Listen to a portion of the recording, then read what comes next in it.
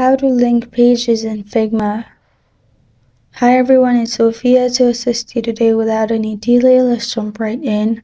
First, step 1, navigate to Figma and create or open a document as shown on screen.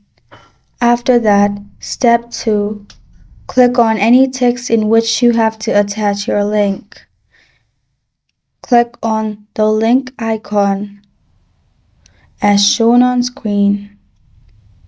Then, step 4, copy any URL from the web and paste it in here. You can add any URL you want to add with the text.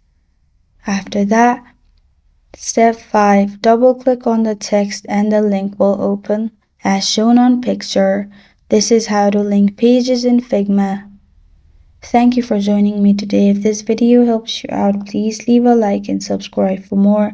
Got a question or want to suggest a topic? Comment below. I am Sophia signing off until next time.